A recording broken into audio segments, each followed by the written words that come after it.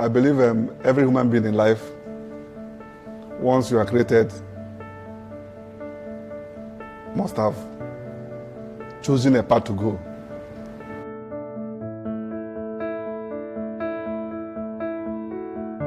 Those that haven't chosen anyone when they have reached the age of 18 suffer in life because they keep chasing other people's dream. And I'm one of those that say, I don't want to be like anybody else. I want to be me. Why I have to be me? Because I'm sure God is here as I am, from an Igbo man, from Anambra. It's not an accident. It's all the act of God. And I only have to exist in my environment. How do I adapt? How do I innovate? How do I make my environment livable? How do I overcome challenges? Why should I call things obstacles instead of stepping stones? So those challenges come your way and they never cease to come once you are breathing. The only time it ceases to come is when you drop dead or when you lose consciousness. But once you are still faculties complete, you have your six senses working, there must be things you put in your to-do list to do. And God tries to make it for people to last a lifetime. A lifetime, if you ask me again, can be 50, can be 60, can be 100, can be 33 like Jesus Christ. And he saw that Jesus never rested when he started doing his work. And I tell people, if you want to rest, go to heaven. But this world is not a resting place. There are things to be done each day. You have to make out. Okay, one of the things I learned from my formation in Opus Dei is to have a plan of life. Nothing happens to me by accident. Yes, I always leave room for exigencies, because if you plan everything, then you choke. You must only leave a vent, a valve. So, okay, this is my overflow. Don't push it. But if you have a plan of life, try and follow it religiously. Don't give up on it. Because if you get a plan and you're able to do 20%, then you are a failure. Either the plan was not well thought out or the threshold was too high. So do a plan that you can give yourself at least 80 to 90% success rate and never go below that on a daily basis. Not you do now, you say you want to go and rest. If you want to go and rest, I repeat, go and see God. But there are things to be done each day. Challenges, we just woke up, somebody came up and announced no more fuel subsidy. That simple sentence changed many things. And if you have kept taking cap somewhere, saying, no, let me go and relax, you'll be caught unawares. But if you have planned, look, there is possible for changes to happen without plan. Put a buffer. You elevate, you flex your budget and keep moving. Okay, let me come to the social media last. Okay. Talk about youth first. I'm a typical Igbo man, Nigerian man. I grew up in Nnewi. My father was a vet doctor, so I didn't go to any private school. I went to Nnewi Central School.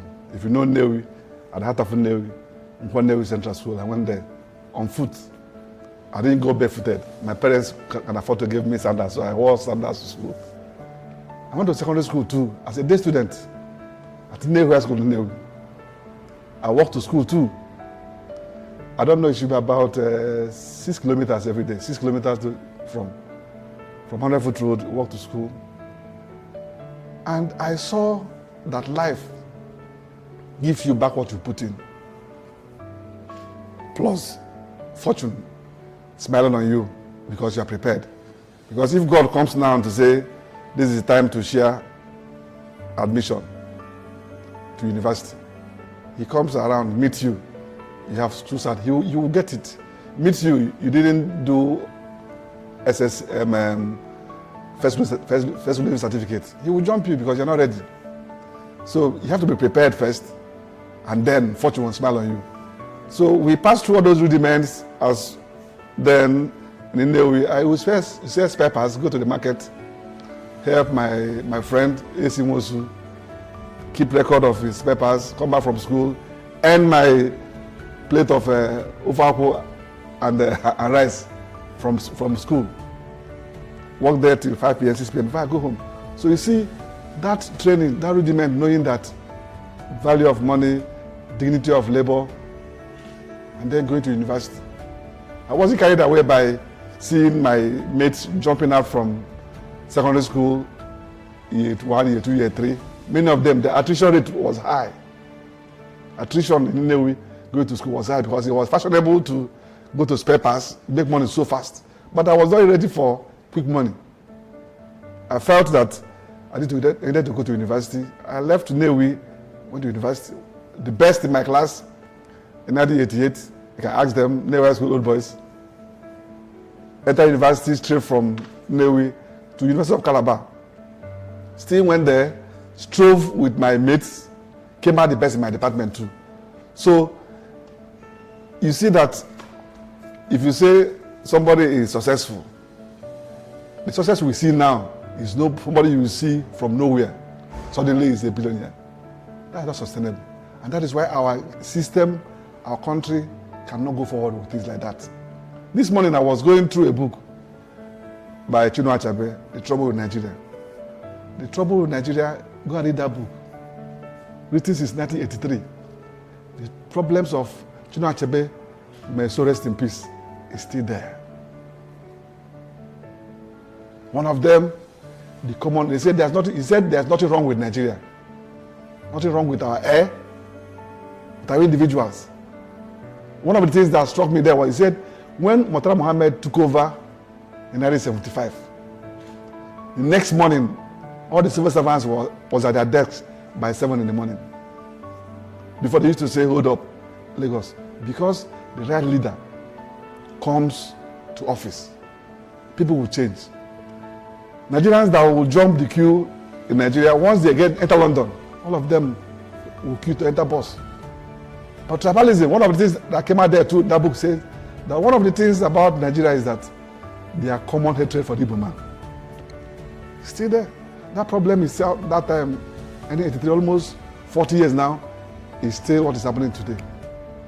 Igbos are being chased around everywhere. So, the social media is for the now and the future. Government is very wise trying to legislate on AI, artificial intelligence, because if you leave it, nobody knows. Very soon, you might see human beings who might not be human beings really. Might be aliens that have been created digitally and create confusion. So I believe that it is important to moderate what goes out there and to take particular attention in forming our youths. Let them not just get junk.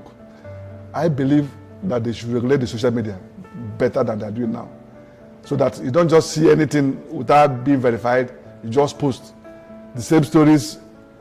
It takes a lot of work to do, but I think that needs to be done. Yes, people want information to flow freely, but don't misinform, because it can kill. What goes to the mind forms the person. And once the mind is sick, the being is sick. That is why when somebody has a mental illness, it's difficult to cure. You can cure physical illnesses, you can cure other things, but once the mind is sick, it becomes a problem. Because it's difficult to find a way, how do you get the mind to get it cured? Psychotherapy and other things is very difficult to achieve. So I believe that the church is doing the right thing to maintain a good place in social media. Because once you leave there, that place unoccupied, you leave it for the devil. And what you get there might be things that you do not want people to see. So it is good. The church should be very much well involved in the social media so that God is still having space there. But I believe government also must find a way to regulate what goes out.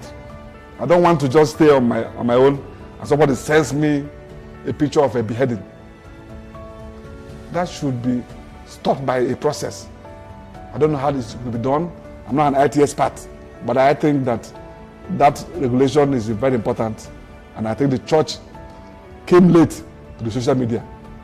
They should hurry up and do more to be able to pass as much information as the secular world is passing around using it. The last time they did an education summit for the diocese, I was one of the keynote speakers with Nyamodo. That should be about 5 years ago or so. So these are things that I like to share. And one of the topics I taught those students then, serviam.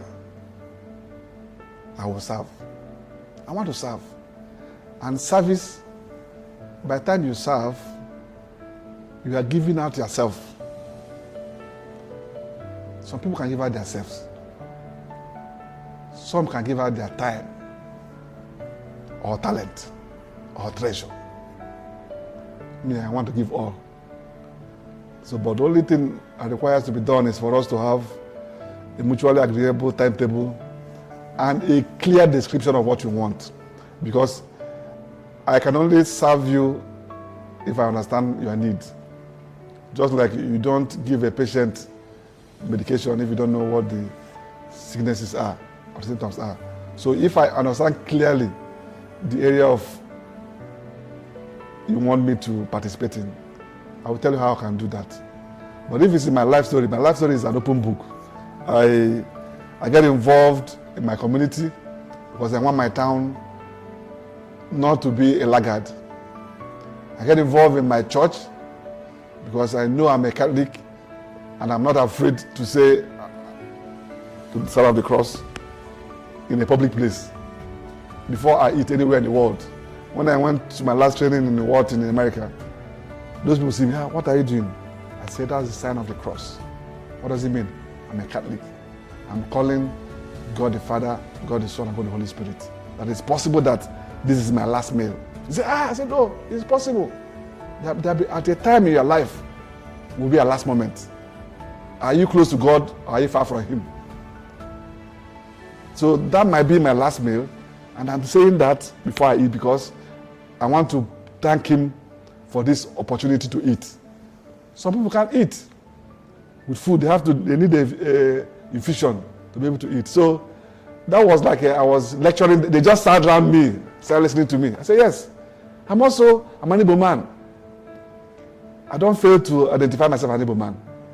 If I borrow a word from Ikenna, he say, I'm an Igbo man, and my Igbo-ness provokes. So these are things that I'm not afraid of saying, in as much as it might not be popular or fashionable. But this is who I am. Just like if you see a Jew, he will not say because he came to an Arab nation, he will say, I'm no more a Jew. No. My first name, Ikenna, is by choice. My father gave me that name. Some people say, as a Catholic, you should answer baptismal name. I said, no. In my circumstance, Ikenna. There was one bishop, I won't call his name. I quarrel with him every time. He say, Kevin.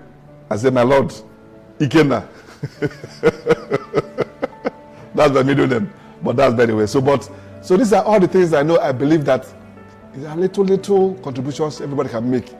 When you hear about a good nation, it's not only the president.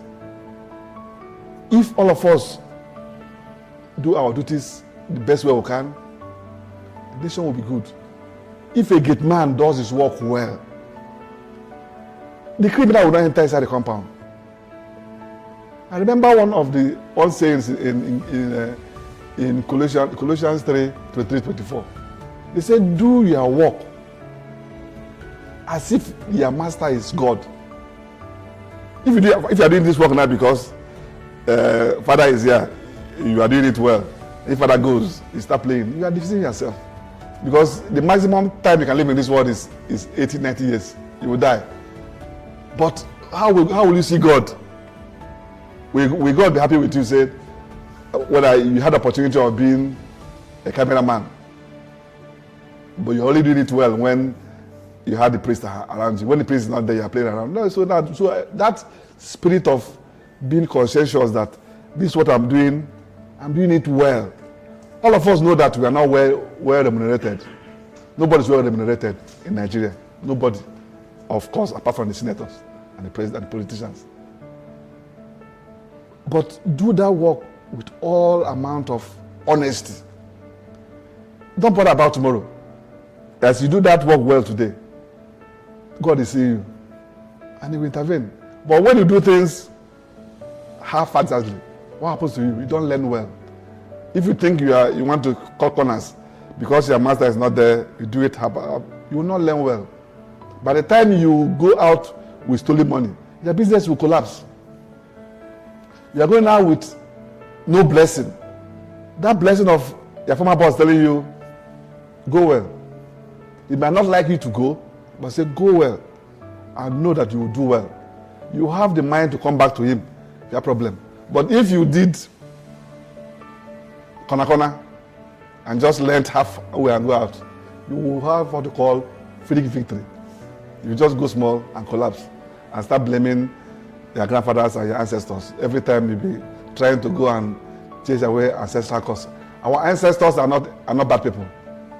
Our ancestors are like us. They did a few bad things. But every day you hear people going there. We want to go and clear ancestral curse. Which ancestral curse are you going to clear? Be wise. Do your work well. White men too have ancestors. Why don't their ancestral curse haven't dealt with them? Somebody will not go to school. Somebody will not work hard. You will send him to go and learn a project, maybe go and learn carpentry. He will spend 2 years and run away. You hear that there's money in spare parts. Enter spare parts. Spend 2 years, run away. You hear there's money in Yahoo. Run into a Rolling Stone cannot no more. You will just be that man of the moment, never hold anything. But somebody is knowing that when they learned how to do carpentry and do it well, suddenly you will be growing gradually. I'll tell people, always look for a slight incline. Those people that did mathematics, slight incline, gradient of 0.5. Don't look for, no. You will just go up and come down.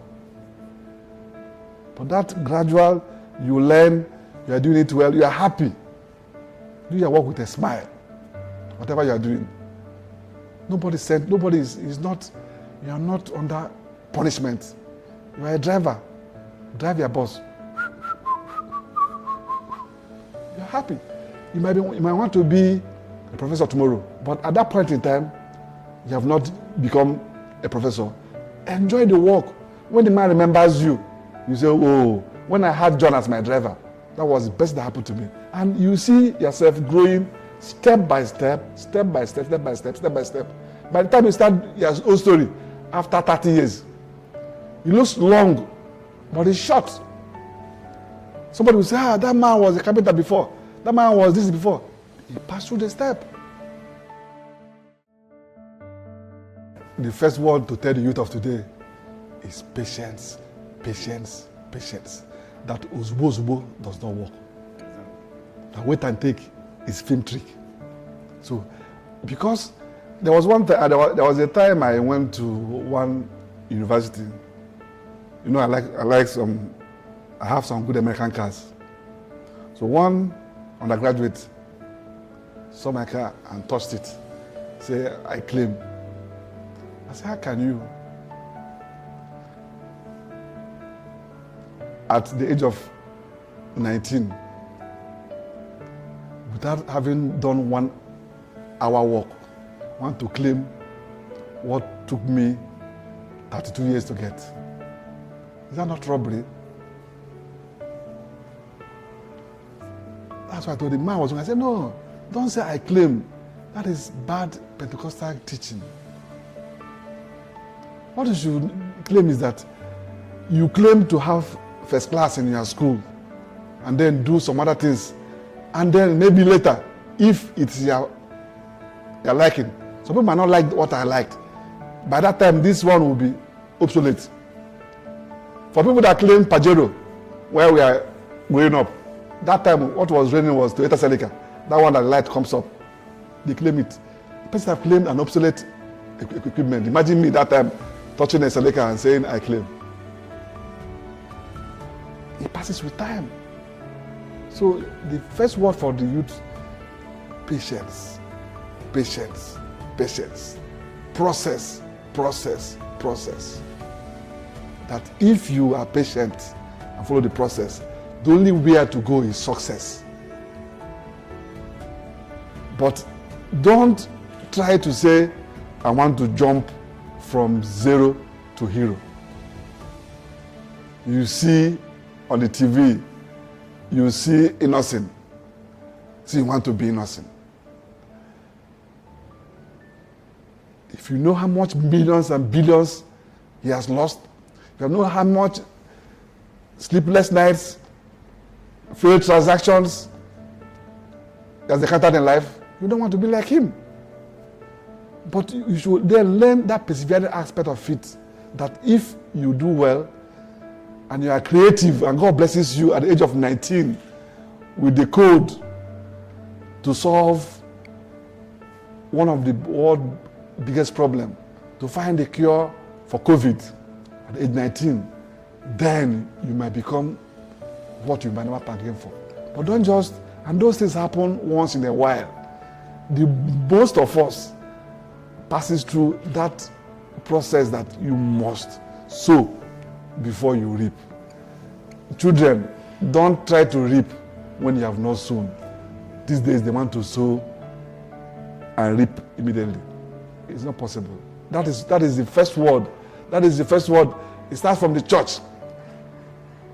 When you come to church and tell your parishioners, believe today there must not be sickness. That's not true. Because people have to be sick. But people have to take medication when you get sick. So it is for us to teach that, yes, problem might come, but there are procedures to handle those problems. So that, because when you teach them that there are no problems, a problem comes, that's where they start losing hope. That's where they start going to other things. But if you keep telling them, look, these things are not just, the world is not a straight line. There must be suffering. One of the words I tell people, suffering is very good. You know what it does for you? It gives you experience. It gives you purification. It cleanses you. So that when you get to the next level, if you remember that suffering you used to pass your ICANN, for me, you passed that exam, what you used to do tender, you understand that the joy of success will become lasting.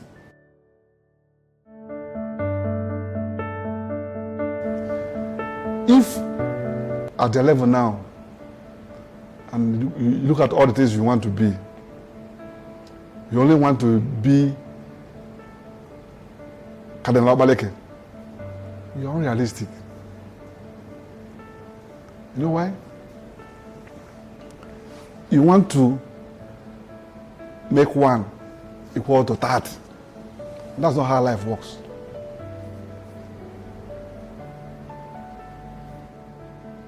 You have to know, you have to learn to wake up in the morning and leave yourself, first of all, to destiny. The sense of abandonment is very important. What causes stress in life is, I cannot stop rain from falling now. And I'm getting my head worked up. Why is it raining? I am constrained by space and time as a human being to take certain things and take it like that. It's raining. The best I can do, if I must go out, is to get an umbrella. But better still, wait for the rain to finish. That is why I emphasize that virtue of patience. And then trying to plan what you have to be in life, the plan of life. My plan of life, I want to make heaven.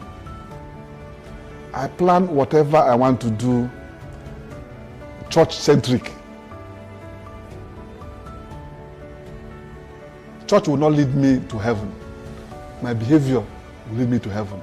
But I will learn from the church, because church has the body of teaching that can direct me.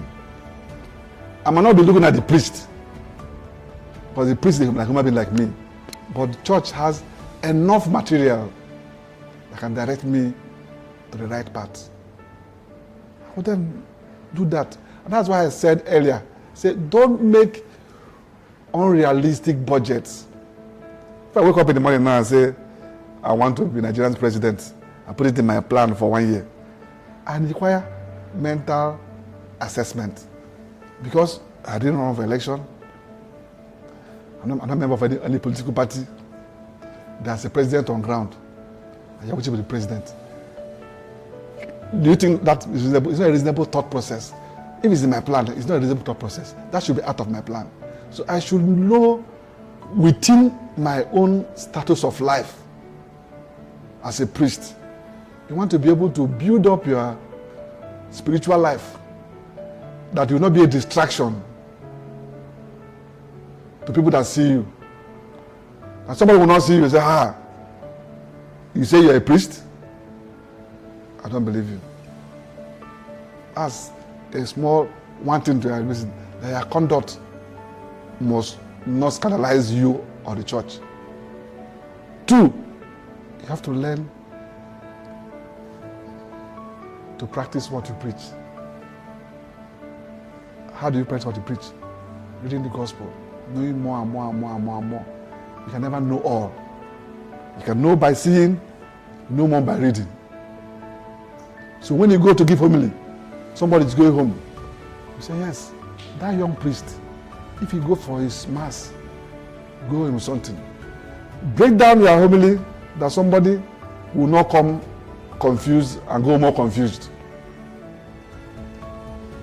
He's going home with one thing, not 5 things. I tell people, I don't go to church with 5 things to go. I want to go back with 1. If I go for church every day and I go back with 1 thing, in 365 days, I've gone with 365 things. So I don't give myself high target. Myself low target. 1. So these are all the simple things you will do. By the time you do it, you will see yourself growing both in stature and in things. The people will start noticing you. If you want to say, let them have a retreat for priests, Father Anabosa will say, don't worry, I have somebody I will call. Because you are unassuming, you come there again, it is in you. It is in the habit of scorpion to sting. What do? You will sting. You perform what you normally do, and it was in your plan of life. Because you are in a plan of life, you are not doing it with stress. That is what we should teach the youth, of trying to moderate their ambitions in line with where they are at the point in time. A year 1 student should not be bothered about too much what happens to people at youth service. He's bothered about how does he make the GPA to be close to highest. When he gets to year 3, you start thinking, okay, where do I want to do my youth service? So by the time, so that you don't carry next tomorrow's stress and bring to today. You might not see next tomorrow. So why should I be bothered about next tomorrow? I'm bothered about today. So that is one of the things, stress management strategy you need to have to learn. What will happen next 5 years? Don't worry about it. Let's worry about what's happening now and tomorrow. That way, they have developed a better coping strategy and they will not be too much worried. And you will not be having young people having anxiety disorder that they should not be having. And it's because of overpromises. Because the Jesus we know never promised anybody anything. He just said, follow me, carry across what? And follow me. He didn't say carry a car and follow me. He said carry across and follow me daily. So that's an example of what. So that means that perseverance and patience. Even in Lord's Prayer, he didn't say give us these years. Jesus could have said, God, you know I want to live for 70 years. Just give me my money for 70 years and leave me. Let me go and manage myself. He told us, give us this day.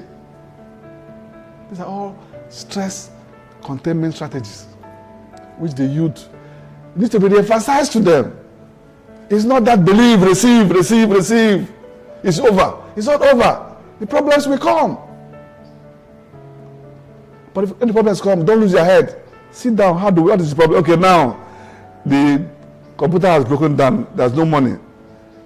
But there are room for people to win scholarship. They say there's a scholarship being done by Keves, that if you get 3.5 GPA, they get, my parents cannot pay for me school fees. He struggles. That's a problem now. Parents have died, can't pay school fees, but because he reads, he's aware that if he gets 3.5 GPA, he'll get a scholarship. That problem is solved. He finishes school, want to get employment. For me, while I was applying for a job, I wrote more than 2,000 applications. I go to the library. Every place I see, I apply. I know many of them, they see it, they throw away. But when it said time for me, when my time came, I got employment the same week. National Oil, at Anderson, Pfizer. At the same time, because I was pumping, I wasn't afraid of failing. It was the time, when the time comes. So each person knows that when a woman gets pregnant and expects to give birth the next day, the woman is not being realistic. There's a word called gestation period. And for human being, it's 9 months. You have to come out, wait for 9 months. So this, I have to tell our children, tell our youth, that time nurtures things, that everything has its own period that must take place. And once they learn that, it's a very good way of making anxiety and getting confused by the Pentecostalism. It will come down and people will become more realistic. God does miracles. He does it in gentle ways, most times, less in noisy ways.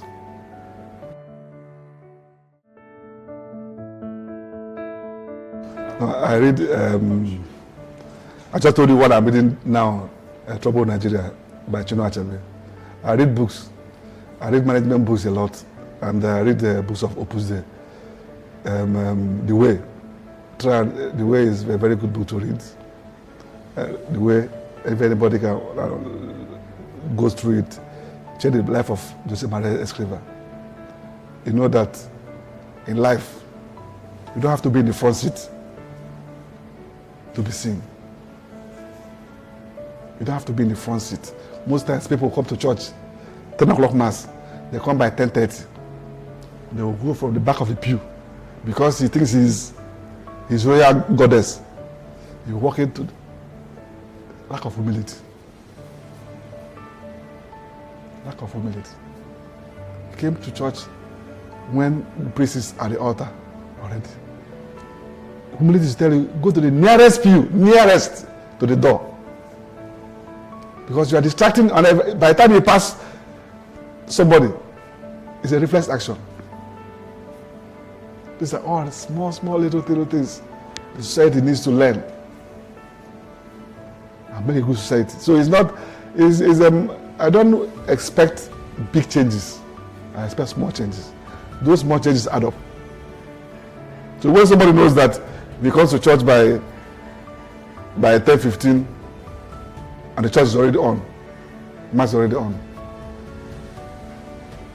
Common sense, without anybody prompting, it says nearest seat, sit down. And apologize to whoever you distracted. Of course, God knows that He will forgive you if you ask for it. So don't think now that, okay, I have a special seat because I am youth leader. So you start coming. It's distraction. And woe betide you if you are the person, somebody whose salvation will be on that day. If you are the person that God will ask on 17th of January 2001, you made John miss my word. God help you what you answer to God. So that's just what it is. Okay. First of all, I do sports. I understand that for a human being to function well, you have to be well physically, you have to be well spiritually, you have to be well mentally. And for my physical health, I play tennis and I play golf. And I have a gym in my house. As my part of my life, as I said earlier, once I've brought out my time for church mass, I try to attend daily mass. For some, at the beginning it was very difficult to achieve, but now it's natural. It's as easy to me as breathing. It's no more a problem for me now to say I go for mass every day. Same way I plan for going for mass, I plan for the sports I will do on that day. If it's a day I have to play golf, I will schedule it. So what am I trying to say? Is for every youth to bring out his time or her time to plan.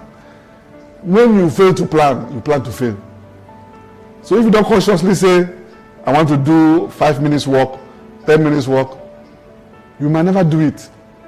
But if you plan it and don't do it, it will stare you in the face and say, look, I didn't do well yesterday. So they must spend time to say, find a sport they will like, might be football, might be squash, might be whatever. But you must make sure your heart is being exercised a little so that you don't get sicknesses that you can avoid. So that must be a conscious effort to planning exercise regimen. For me, I play golf now and tennis. I try to do jogging when I can, but I'm still not there. As I said too, I need to also lose weight to make sure I'm as fit as I should be. Perfection is a journey, not a destination.